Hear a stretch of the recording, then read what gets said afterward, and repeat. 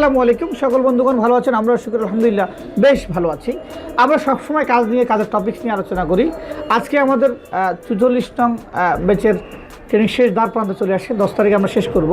তো আজকে আমরা শুরু করেছি সাহসিকতা নিয়ে। আজকে আমাদের পিছনে বাণীটাও লেখা আছে এরকম, পৃথিবী সাহসী মানুষের জন্য, নাকি আর কিছু লেখা আছে? আমি সাহসী, তাই না? অবশ্যই সাহসী হতে হবে। যেহেতু আমরা ডিভাইসের কাজ করছি, একটা ডিভাইসের দাম 10,000, 20,000 টাকা, 30,000 টাকা, 50,000 টাকার ডিভাইস আছে না? তো এতগুলো টাকা দামের একটা ডিভাইস নিয়ে আমরা কাজ করছি, সেখানে সাহসিকতা দরকার আছে না? আমরা এতক্ষণ তো এই বিষয়ে বলি না, কিন্তু বলছে বিষয়ে অন্য বিষয় নিয়ে আলোচনা করছিলাম যে সাহসিকতা মানুষকে কীভাবে গেইন করে। তো আমাদেরকেও গেইন করতে হবে। আমরা কাজ শিখছি কেন? ইনকাম করার জন্য তো, নাকি?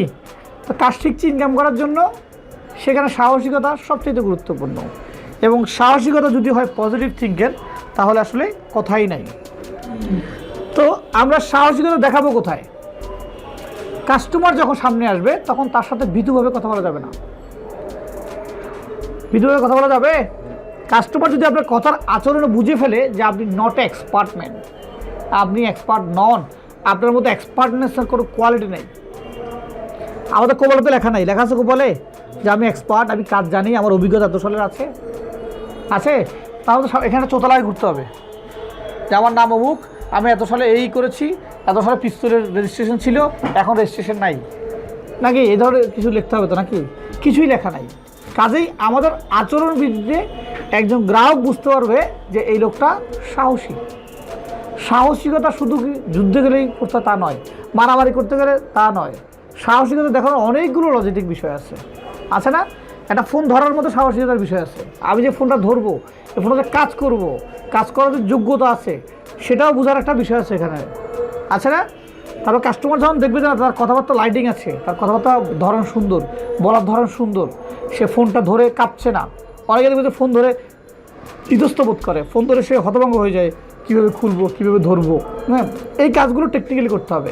আপনার হাতে নতুন ফোন আসবে, এটাই স্বাভাবিক, নাকি অস্বাভাবিক? পৃথিবীর সব ফোন যে আপনি রিপেয়ার করতে পারবেন তার কোনো গ্যারান্টি নেই, এবং সব ফোন যে আপনার এর আগে আসবে তারও গ্যারান্টি নেই। এক সময় ফোন আসবে যে ফোন আপনি কখনো দেখেনও নাই, তার বলে কি এটা রিপেয়ার করতে হবে না আমাদের? যেহেতু আমাদের দেশে মেড ইন বাংলাদেশ নামে ফোন নাই, সেক্ষেত্রে আমাদের বিভিন্ন মডেলের ফোন না দেখাটাই স্বাভাবিক। অনেক ফোন যেগুলো আমেরিকায় চলে, বাংলাদেশের ধারে কাছে এগুলো আসে না। অনেক ফোন ইন্ডিয়া চলে, এগুলো বাংলাদেশে আসে না। মিডল ইস্টের বিভিন্ন দেশে চলে, এগুলো এখানে আসে না। তো মাঝে মধ্যে কেউ নিয়ে আসে এগুলো। এই ধরনের অনেক ফোন পড়বে না, আনকমন ফোন, তো ওগুলো খুলতে হবে, রিপেয়ার করতে হবে।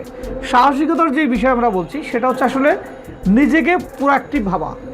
কী ভাবা? প্রোঅ্যাক্টিভ, রিঅ্যাক্টিভ নয়। নিজেকে কখনো ফেলিয়ার ভাবা যাবে না যে আমার দ্বারা সম্ভব না, আমি পারবো না, আমি করতে পারবো না, আমি গড়তে পারবো না, আমি এটা পারবো না, আমি ওটা পারবো না। না শব্দ জীবন থেকে বাদ দিতে হবে। বাদ দিতে পারবেন?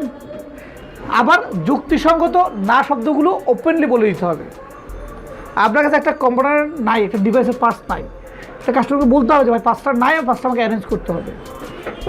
পাঁচটা আছে, লাগিয়ে দিচ্ছি, এই করছি, সে করছি বলে আপনি কাস্টমারকে হেনস্থ করবেন, কয়েক সপ্তাহ ঘুরাবেন, এটা করা যাবে না, কোনোভাবেই নয়। কাস্টমার হচ্ছে আপনার দোকানের মূল লক্ষ্মী, তাকে আপনি কখনো ঘুরাতে পারবেন না। আমরা আমাদের জীবনে অনেকগুলো ফোন ড্যামেজ দিয়েছি, লস দিয়েছি, ভোগতান দিয়েছি। কেন?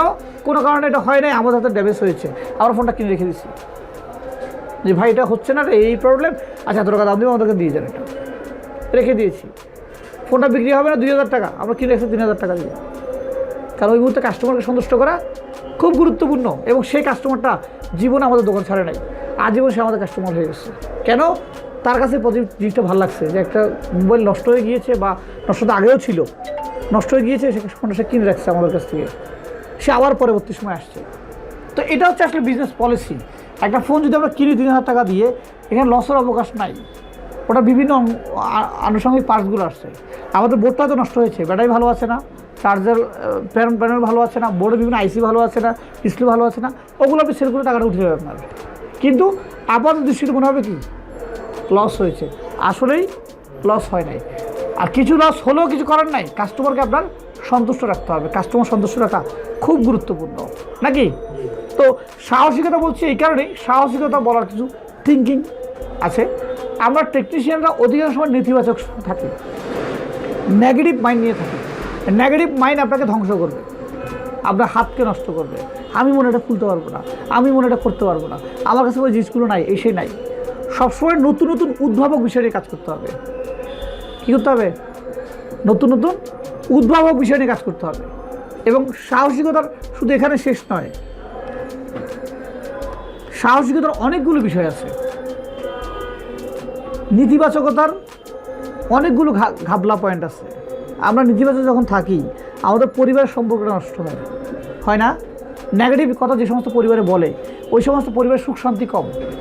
যারা পজিটিভ থিঙ্কিংয়ে কথা বলে তাদের পরিবারের প্রশান্তি অনেক বেশি। এবং রাগ, ঘৃণা, ক্ষোভ, হিংসা এগুলো আমাদের ক্রমাগত ধ্বংস করে, ভিতর থেকে ধ্বংস করে। তো সাহসী হতে হবে। এই জন্যই আপনাকে তো ইনকাম করতে হবে, ইনকাম করে পরিবার নিয়ে চলতে হবে না? তো আপনি যদি সাহসিকতার সাথে কাজ করতে না পারেন, একটা ফোন খুলতে নাই